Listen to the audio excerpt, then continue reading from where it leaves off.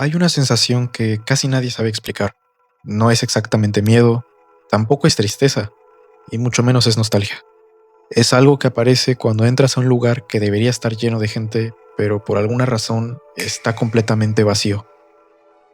Puede ser un centro comercial, una escuela o un hospital a medianoche. El escenario tú lo puedes elegir, no pasa nada. Y lo importante aquí es tratar de entender esa sensación que tu cuerpo siente antes que tu mente. Ahora me gustaría que imagines otra escena, la de una fotografía generada por inteligencia artificial, digamos de una celebridad, de una persona ficticia. Lo importante es que notas que los detalles son casi perfectos. La piel es perfecta, los ojos reflejan luz y la sonrisa está técnicamente bien construida, como un ser humano o como recuerdas a esa celebridad haberla visto sonreír alguna vez. Pero sabes que algo está mal, no sabes qué, solo sabes que mientras más miras, más notas el engaño. Te hablo de dos escenarios distintos que comparten una misma incomodidad. ¿Es alguna coincidencia? O peor aún, ¿tienen una conexión? Bueno, el día de hoy estaremos averiguando eso. Existe una palabra para la primera sensación que te describí, la kenopsia. ¿Y qué es la kenopsia? Bueno, básicamente es la atmósfera de un lugar que normalmente está lleno de vida, pero por alguna razón está abandonado o vacío. El término aparece en el Diccionario de los Lamentos Oscuros de John Koenig, que es un libro que intenta nombrar emociones que siempre existieron, pero que por desgracia nunca tuvieron una palabra. Ahora voy a hablarte un poco más a profundidad de la palabra. El término kenopsia proviene del griego keno, que significa vacío, y opsis, que se refiere a la apariencia de algo.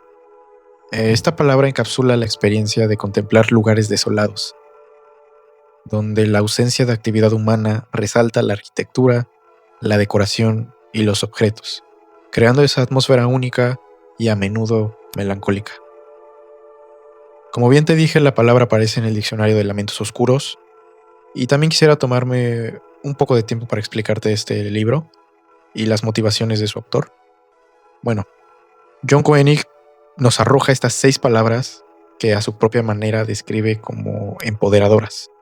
Para él era importante recordarnos que no estamos solos, que tampoco estamos locos y que al final del día somos seres humanos. Somos seres que intentamos abrirnos paso en este camino de la vida, lleno de circunstancias extrañas, emociones extrañas y palabras que al parecer no describen del todo nuestro mundo. Parte de las motivaciones de Koenig es que las palabras nunca nos harán justicia, pues hay muchos vacíos en este marco lingüístico que no abarcan nuestra perspectiva o que simplemente no existían cuando se escribieron la mayoría de los diccionarios. Me atrevo a decir que sucede lo mismo en el caso de los backrooms. Uso mucho este ejemplo porque, a mi percepción, representa muy bien lo que somos como generación. Bueno, en sí, pienso que alguien debió experimentar incomodidad o nostalgia en algún espacio vacío, pero simplemente no podía describir de forma precisa lo que sentía. Y al final decidió crear todo un lore, un grupo de gente que sigue vigente hasta hoy en día y hasta próximamente tendrá una película. Ya para finalizar con la kenopsia, quiero mencionar algo que también plantea Koenig y es lo siguiente. En el lenguaje todo es posible, lo que significa que ninguna emoción es intraducible y esta parte es mi favorita. Ninguna pena es demasiado oscura para definirla. Simplemente tenemos que hacerlo. Creo que de verdad tenemos muchas formas de traducir nuestras emociones en video, por ejemplo, como el que estás viendo, dibujos, fotografías, etc. Y hacer de estas historias algo increíble, como el caso de los backrooms. En resumen, esto es importante, porque cuando algo no tiene nombre, no suele desaparecer. De hecho, se vuelve más difícil de entender. El aeropuerto vacío no es inquietante por su arquitectura, es inquietante porque fue diseñado para el tránsito constante. Ya sabes, movimiento, voces, gente yendo a sus destinos, deprisa, despacio, esperando, pero siempre tienes la certeza de que habrá gente. Y cuando todo eso desaparece, lo que vemos ya no es solo un espacio, vemos una función suspendida. Por lo tanto, sentimos que algo esencial falta, tal cual como la fotografía. Es aquí donde aparece el segundo fenómeno del que te quiero hablar. Seguramente no es la primera vez que has escuchado este concepto. Te hablo del concepto del valle inquietante. Lo que sí podrías tener mal es el significado.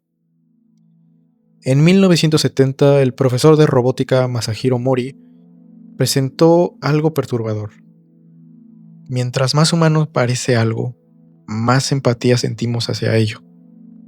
Hasta que llega un punto de quiebre en el que el parecido es tan alto que cualquier imperfección se vuelve insoportable o lo delata. Ese punto lo conocemos como el valle inquietante.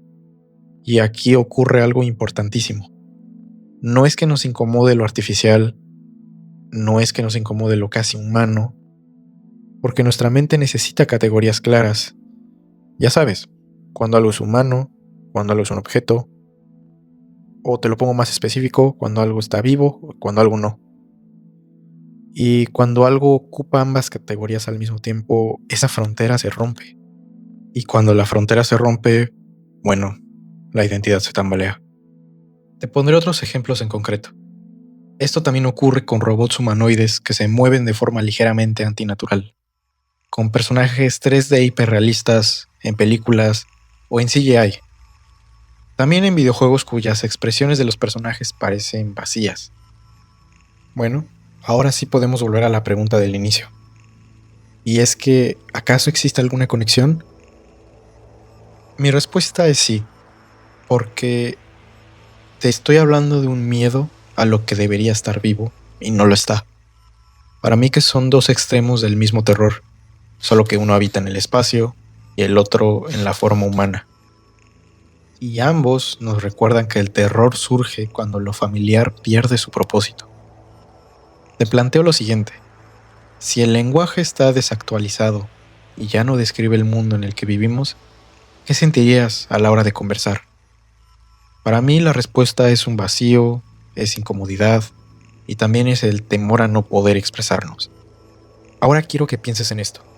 Si el lugar está vacío y ya no cumple con el fin para el que fue creado, digamos una casa o una casa en la que alguna vez hubo muebles, por ende una familia, y por ende el ruido reinaba, y lo que ahora solo hay es soledad, ¿qué sentirías? Bueno, así como una casa puede llegar a perder su propósito estando deshabitada, un ser humano también podría hacerlo. ¿Qué ocurre con esa persona? ¿Qué pasa cuando alguien sigue hablando pero ya no siente? Cuando alguien sigue trabajando pero ya no sabe por qué. Cuando las conversaciones se sienten como si fueran guiones aprendidos. Las rutinas se vuelven automáticas y llegas a un punto en que las interacciones se sienten predecibles. Por lo tanto, la pregunta deja de ser tecnológica y pasa a ser existencial. Digamos que si una inteligencia artificial puede escribir textos que te conmueven, si puede analizar tus emociones y describirlas a veces con precisión, como ha sucedido con ChatGPT, si puede simular empatía, entonces el miedo no es que la máquina sea demasiado humana.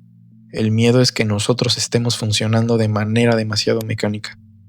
Y aquí quiero hacer un pequeño paréntesis para contarte algo que me sucedió en mi cuenta de TikTok de terror oculto.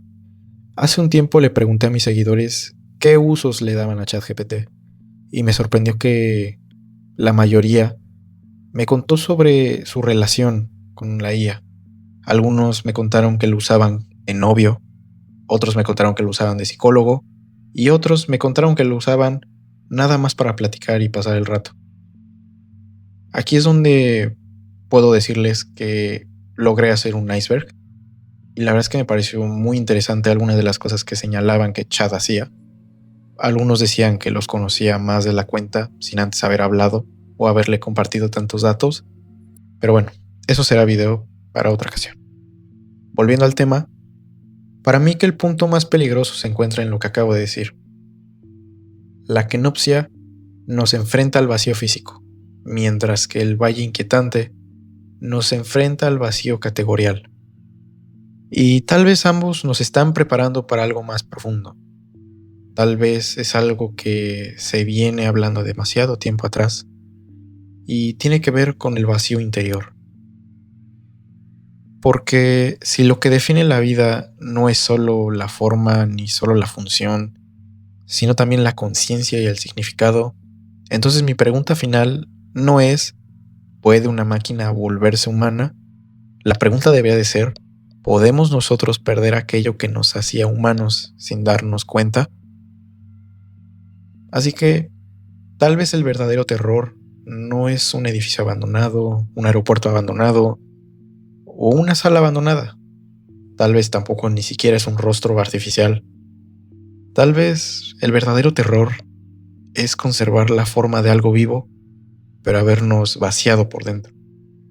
Y si algún día una inteligencia artificial logra describir con mayor claridad lo que sentimos, no será porque se volvió más humana. Yo creo que será porque nosotros dejamos de intentar de entendernos. Y si ese día llega, la línea entre lo vivo y lo que solo imita estarlo ya no será tan clara. O tal vez ya no es tan clara. Tal vez será indistinguible. Ahora quiero que me digas algo. Cuando miras estas imágenes, ¿te incomoda el vacío o te incomoda reconocerte en él? Me hubiese gustado dejar el video en esa pregunta, pero creo que amerita, al ser el primer video del canal, un poco de contexto. Vengo un poco tarde en este tema porque en la cuenta de Instagram de Terror Oculto ya hablé un poco sobre cuando el lenguaje se vuelve obsoleto y no describe el mundo en el que vivimos. Y me gustaría poder agradecerte a ti si estás viendo el video. Y si vienes de mi cuenta de Terror Oculto y si no, aquí te la estaré dejando.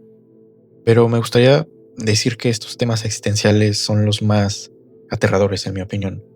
Porque, claro, el terror sobrenatural, sobre fantasmas, sobre cosas que no entendemos, está muy bien y me gusta. Y lo estaremos abordando en algún otro video. Pero también creo que me ha gustado darle un enfoque a mi cuenta y quiero darle un enfoque a esto. También para poder ayudarlos si alguno está atravesando algún mal momento. Me gustaría poder tocar estos temas tan poco hablados tal vez de lo que yo he visto en YouTube. Y quisiera agradecerte si llegaste hasta aquí. Y te invito a que te suscribas y te quedes atento a mis cuentas de Instagram, de TikTok, la que tú prefieras. Y si quieres quedarte aquí, eres bienvenido.